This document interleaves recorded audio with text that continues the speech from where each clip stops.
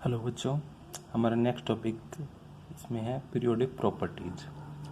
Periodic properties क्या होते हैं बेटा कि जब कोई भी प्रॉपर्टी जो इलेक्ट्रॉनिक कॉन्फ़िगरेशन के हिसाब से घटती या बढ़ती हैं या फिर उन पर डिपेंड करती हैं और एक रेगुलर इंटरवल के बाद में वो अपने को दोहराती रहती हैं, उन प्रॉपर्टीज़ को पीरियोडिक प्रॉपर्टीज कहते हैं।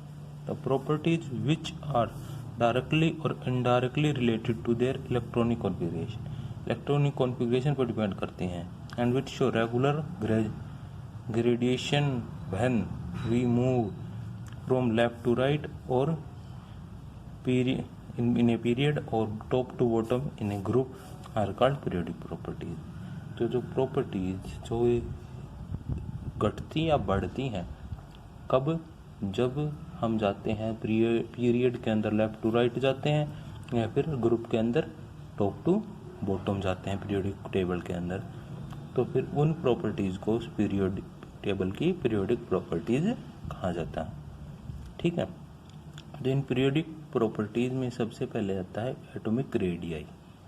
एटॉमिक रेडियाई क्या होता है कि मान लो बच्चों एक एटम एक स्फीयर है, तो स्फीयर के अंदर उसकी जो रेडियस होती है, रेडियस तो जानते हो ना, सब मैथ में पढ़ा होगा, स्फीयर की रेडियस क्या होती है, तो उसकी रेडियस जो होती है स्फीयर की, उस रेडियस को उसकी एटॉमिक रेडियाई बोलते हैं। ठीक है, तो if an atom is considered to be a sphere, वो स्फीयर है, then the distance between the nucleus जो उसका सेंटर है and the outermost electron in its radius, तो वही होती है स्फीयर के अंदर, वो बीच सेंटर से उसके बाहर की जो सर्कमफ्रेंस होती है, उसकी जो डिस्टेंस होती है वही रेडियस होती है। तो अगर एटम को हम स्फीयर मान लें तो उसके न्यूक्लियस उसका सेंटर हो गया और जो उसके बाहर का जो ऑर्बिटल है वो उसकी सर्कमफ्रेंस होगी, आउटर मोस्ट से जो इलेक्ट्रॉन है, तो ये क्या बन गई, उसका रेडियस हो गया। ठीक है, अब रेडियस ये एटॉमिक रेडियाई हैं, 3 टाइप के हो गए हैं। वो कौन कौन सी हैं? कोवलेंट रेडियाई, वंडरवॉल रेडियस और मेटेलिक रेडियस। ये क्यों 3 टाइप के क्यों हैं?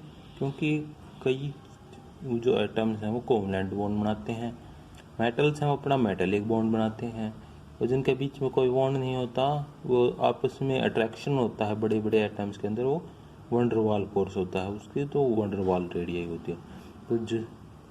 तो जो एलिमेंट्स हैं वो अलग अलग टाइप के बॉन्ड बनाते हैं, तो उनके लिए अलग अलग टाइप से उनकी रेडियाई निकालना पड़ता है। ठीक है, तो पहला है covalent radii. It is defined as half the distance between centre nuclei of the 2 covalently bonded atom in homonuclear molecules. Homo मतलब दोनों सेम के होने चाहिए, मतलब ये हाइड्रोजन है तो ये भी हाइड्रोजन, और ये हीलियम है तो ये भी हीलियम होना चाहिए, तो दोनों सेम होने चाहिए। अगर डिफरेंस होगा तो ये बड़ा हो जाएगा साइज, ये छोटा हो जाएगा, तो फिर इसके रेडियस में फ़र्क आ जाएगा। ठीक है, तो होमो न्यूक्लियर मॉलिक्यूल हैं, सेम हैं, तो इनकी जो सेंटर के बीच में जो डिस्टेंस है ये एक्स, ये रेडियस क्या हो जाएगी, radius r is equal to x/2। इसको रेडियस कोवलेंट रेडियस या आर को भी बोल सकते हैं, आर सी भी बोल सकते हैं। ठीक है, फिर नेक्स्ट है वंडरवाल रेडियस। वंडरवाल फोर्स किन के बीच में होता है? वो जो एटम्स होते हैं दो, उनके बीच में कोई बॉन्ड नहीं होता, लेकिन वैसे फोर्स ऑफ अट्रैक्शन होता है, वो वंडरवाल फोर्स कहलाता है, जो आगे इसको डिटेल में पढ़ेंगे। ठीक है, तो ये क्या है? It is defined as the half the distance between centre of the nuclei of the 2 non bonding. कौन से? Non bonding. ये किसके नॉन बॉन्डिंग किसके अंदर इसकी जरूरत पड़ती है? जैसे नोबल गैसेज हैं, वो बॉन्ड तो बनाती नहीं है, तो उनके अंदर वंडरवाल फोर्स को देख करके उनकी रेडियाई निकालनी पड़ती है। ठीक है, non bonding atoms of the same element when they are near to each other, मतलब जो पास पास में आ जाते हैं जैसे हीलियम जल्दी से बॉन्ड नहीं बनाता, ठीक है, तो ये पास पास में आ गए हीलियम, के दो मॉलिक्यूल इसके सेंटर से इनके बीच की डिस्टेंस है वो जेड होगी, तो इसकी रेडियस वन डर वाल रेडियाई कौन कितनी होगी, Z/2। ठीक है, समझ में आ गया इतना। अब नेक्स्ट है ये दो हो गए कोवलेंट रेडियाई, वन डर वाल रेडियाई। अब बच गया मेटेलिक रेडियाई। मेटेलिक रेडियाई किसके अंदर, मेटल्स के अंदर। तो मेटल्स का अपना लेटेस्ट बना लेते हैं। मेटल्स के अंदर जो मेटेलिक बॉन्ड होता है वो आपस में एक लेटिस बना लेते हैं मेटल की, उसमें ढेर सारे एटम आपस में चिपक जाते हैं। ठीक है, तो उनके अंदर ना कोवलेंट बॉन्ड होता है ना होता है मेटेलिक बॉन्ड। ठीक है, तो इनके अंदर कैसे निकालते हैं, it is define as the half of the distance. सबके अंदर ये करना है, हाफ करना है। वो डिफरेंस हो जाता है बिटवीन सेंटर्स, दो सेंटर्स के बीच में, of nuclei of two adjacent atom in a metal lattice. Adjacent atom मतलब दो आपस में पास पास वाले एटम जो एडजस्टेंट एटम है। इसका एडजस्टेंट एटम ये है, इसका ये है, इसका ये है, इसके ये दोनों हैं। ठीक है, इसके भी ये दोनों, तो इन दोनों इसके न्यूक्लियस और इसके न्यूक्लियस के बीच की डिस्टेंस का हाफ कर दें, तो इसकी डिस्टेंस और इसकी डिस्टेंस मान ली y है, तो मेटेलिक लेटिस के अंदर रेडियस r जो हो जाएगी वो y/2 हो जाएगी। अब हम कंपैरिजन करते हैं कि तीन तरीके की रेडियस पड़ी, तो कौन सी ज़्यादा होगी कौन सी कम होगी।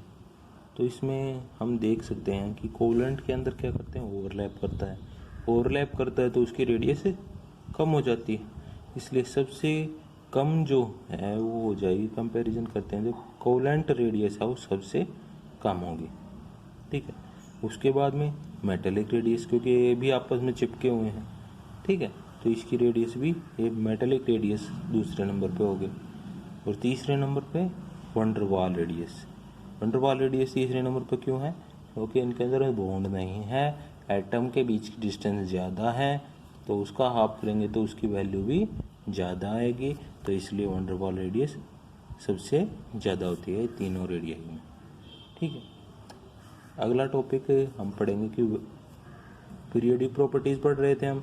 पीरियोडिक प्रॉपर्टीज़ में क्या पढ़ते थे, ग्रुप के पीरियड के अंदर लेफ्ट टू राइट जाते हैं तो इसके ऊपर क्या फ़र्क पड़ता है, और ग्रुप के अंदर टॉप टू बॉटम आते हैं तो क्या फ़र्क पड़ता है। तो अब रेडियाई पढ़ ली, रेडियाई क्या है ये पढ़ ली, उसके टाइप पढ़ लिए। अब उसकी पीरियोडिक प्रॉपर्टीज़ पढ़ेंगे कि लेफ्ट टू राइट जाएंगे तो क्या फ़र्क पड़ेगा, टॉप टू बॉटम जाएंगे तो क्या फ़र्क पड़ेगा। ठीक है, तो इसका ये कल पढ़ते हैं। Thank you.